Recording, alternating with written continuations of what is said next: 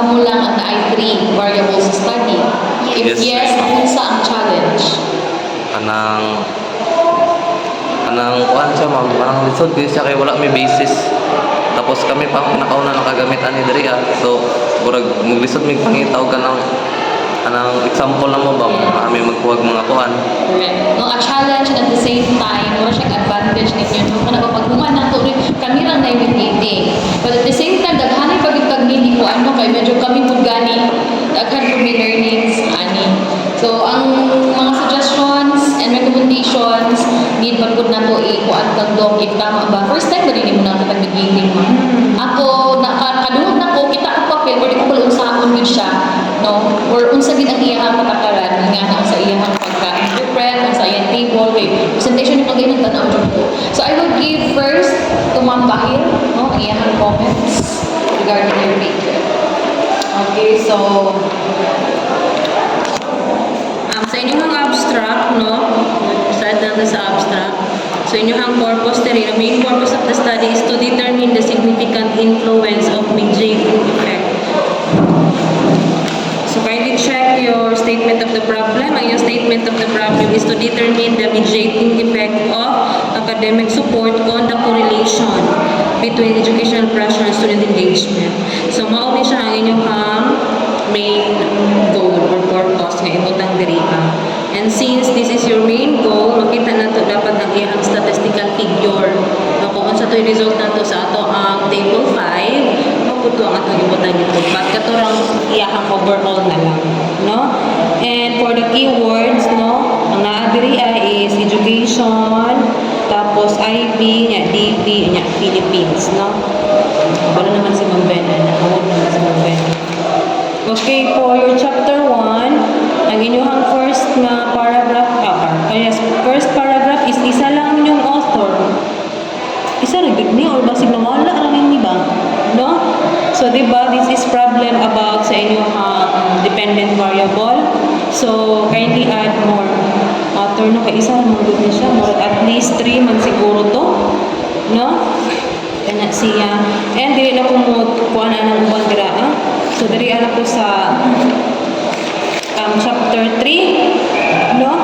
So, sa inyong chapter 3, ang pinakauna is, i-include ninyo, no? I-include ninyo sa inyong first paragraph, ang inyong standard deviation. Okay, naaday na lahi, no? So, naay mga indicators na less than 1, no? Ay mga indicators na less than 1, except sa despondency. So, unsa may pasabot kung ang standard deviation is less than 1, so inyuhan ang ibutang diri and unsa mo may pasabot aning isa nga ni greater than 1 man siya. So, inyo nag-i-include diri kay dinhiya manggod is diretso na manggod mo sa overall mean o overall na standard deviation. So, i-appeal na ninyo kay naman siya sa ato ang table. And for your interpretation ninyo sa inyong table, sa iyang level, so please refer sa inyong chapter 2 kung unsay pasabot kung ang overall mean kay high, no? So go back to your chapter 2. So all throughout no sa mga mean nga naa diri refer lang po sa inyong chapter 2. And also diri sa inyong table 2, again, include the standard deviation. And ang iyang interpretation is dito sa chapter 2. So, wala na po problem no, sa iyang pagka-interpret diri. Kimurag, isa-isa man yun ninyo siya. But remove na lang tayo ng standard deviation kay inyuhan naman siyang i-discuss dito sa babaw. No?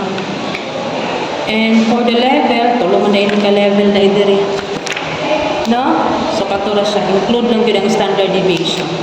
So, less than 1 manitanan. So, ang table 2 ninyo, o table 3, less than 1 siya ang inyong standard deviation. Except sa table 1, nga na ay greater than 1.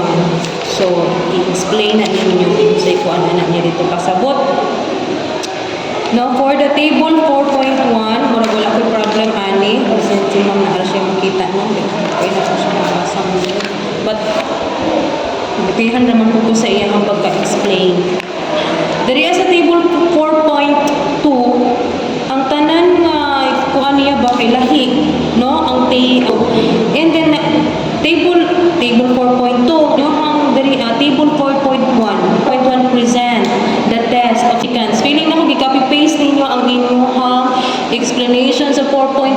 isulod niyo tanan diri sa 4.2.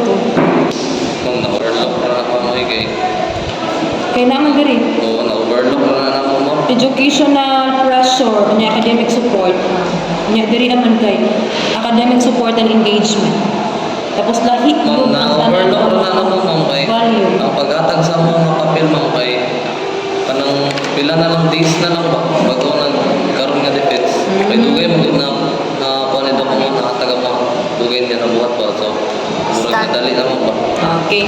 So, i-check na lang ninyo na tanan table 4.2, tanan ng mga interpretation, yung gidiscuss diri kay different gid siya sa result or sa table. No? And sa table 5, table 4.3, mao gihapon no? So, diri ang murag okay naman na siya. Napalo na ni diri ang table 4.2. And then sa table 5, di na kung pasunan. Kasi doon kayo nag-explain na. Gani. Ang interpretation niya si Doc dapat eh. Yes ma'am. Oo, siguro ang nag-interpret anak, ma'am. Ang ilang padugang lang may citation. Citation na ipadulong sa inyo. Perfect ka ano. No, so dili ka mukas na kaya di ko kabalungan. Wala pa rin karapatan. Oo. So ako lang is ayaw lang i-cut ang table, no? Kaya nagkanaan ako po, mag 8 times B. Asa maling. May JT maling Ben, may kuya siya, no? Kaya diri na ka nag-explain, tapos mutanaw gyapon ka sa, nana ka sa second table, yung mutanaw ko ka sa first table, kay A times B. So diri aday di mo matanaw ko, no? Kung naaya ka na mag-support, kay A times B. Play. Kana siya. So for the summary, murag na ako toy before ka mag-discuss kung unsa tong mga overall dito nga mga results sa inyong table, natoy first paragraph unsa toy purpose, kinsa ang respondents, unsang statistical tool, about sa questionnaire, adapted ba with modification, na ato siya before pa ninyo i-discuss ang every table ng iyang overall, no? And then sige, magpaurat mo ma'am.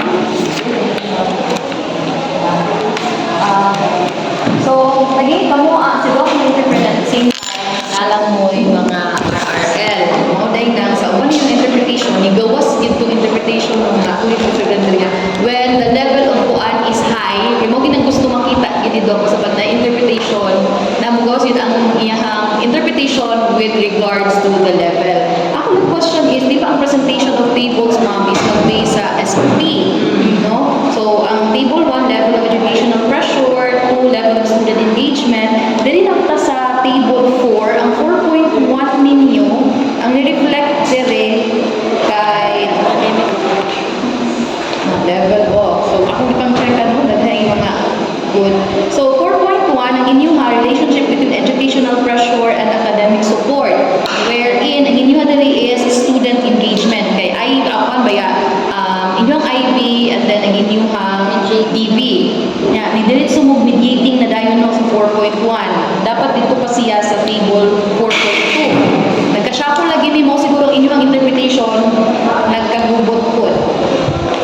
No, nagkapariha. So si 4.2 inyong IB, Ang kuan inyong naman is mediating variable. i-change na lang naman ang kuan mo. O inyong evaluate. Then ang 4.3 ninyo, dapat inyong mediating variable o C, inyong DB. So ikuan lang ninyo ha, para mag-cluster po ninyo ang inyong interpretation. Grabe makataas ilang interpretation. So ingato no, Yes ma'am. ang tables ninyo mag-reflect sa inyong SOP, and at the same time, na-curious lang po ang inyong interpretation. Na-check naman ni last time, di ba? Yes. Also, kuan lang ka, ang minor yun ninyo is ang inyong margin. Sa ubos, grabe guys siya ka kanang laha, and at the same time, naatay mga paragraph na wala na to na indent, no? Mostly, no, wala siya na indent. Indent lang na to siya. Kani ba, the student feels on constant pressure, often pressure, sometimes pressure, need for support, occasionally feels the need for support. Ano saan siya? Ya, dili po sa inyo ang other pod kay feel deep connection, somewhat feel deep, maybe, somewhat nagbalik, somewhat disconnection, disconnection.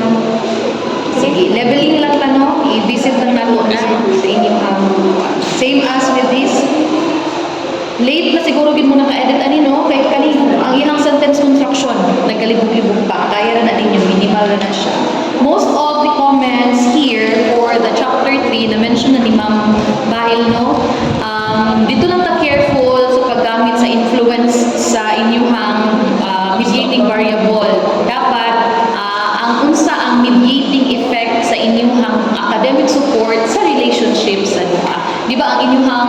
moral conclusion ato kay ang inyong academic support wala siya mediating effect sa correlation sa duha. Na may correlation ang duha wala. Wala. Sa inyo ha. Wala. Wala may correlation ang student engagement ug ang educational pressure, and at the same time wala nag-mediate Ang si kuan so sa may implication ana. Sa result mo good ma'am is accepted, rejected. Accepted. Also, Ito di ba educational support no? Educational support di ba? Educational support and educational pressure and student engagement. Therefore, bisan di ay ato ang mga students na ay ma-feel na pressure when it comes to their educational nga process, dili gyapon matandog ilang engagement. Engage gyapon sila. And at the same time, walay pero napay kanang kuan ma'am nga indicator. kanang bisan pag grabe ang support nga ilang madawat, dili gyapon siya mo Engage. kunare nagyud sa iya og dili siya mo engage or mo engage siya. Na siya voluntary nga decision. So, yan ano, highlight sa inyong mga event. So, I'm sure, I am very sure good no nga since this one is the very first ing-ani nga papel, Ma'am Ben, bahala ka diha, ipapresent lagi ni sa inyong mga buhol, Ma'am Ben. Sure job. Message na po ito muna. Yes. Yes. Nindot yun ni siya, nga ma-introduce ako ba? Pero as much as possible, kinahanglan, kaya siya may na-introduce ani, makuan gid ko mo no, kung saan ipasabot kung na siya mediating effect, kung saan ipasabot sa mediating, kabalo na ba mo kung saan ipasabot sa mediating variable? Di ba? Wala. Si Dr. nagbuhat ani inyong conceptual framework, no? So, naanay meaning ang mga araw-araw ana. Need pagita o further pagyud. So, if ever kanang ma-choose mo ni Doc, make sure na mainuha gid ni siya studyhan because ang inyong study is unlike the others, tuloy siya ka-variables and at the same advantage lang ni siya. Sure, doon mo na ipapresent niya. So, yeah, with regards sa interpretation sa table, another table, no, I'm sure dili pa kita familiar aning mga method na gihatag such as kaning bootstrap and preacher case, heights, no? So, kaya dito na familiar, inyo hamay papel, gibuhat ni dire yung research, no? Sa din siya no need ng taging ani, sa din ang effect, ano ni abot ng ani na table. That's a new learning na nasa inyo ha, wala sa utak. Yes. So, advantage siya. So, that's it. So, sa mga.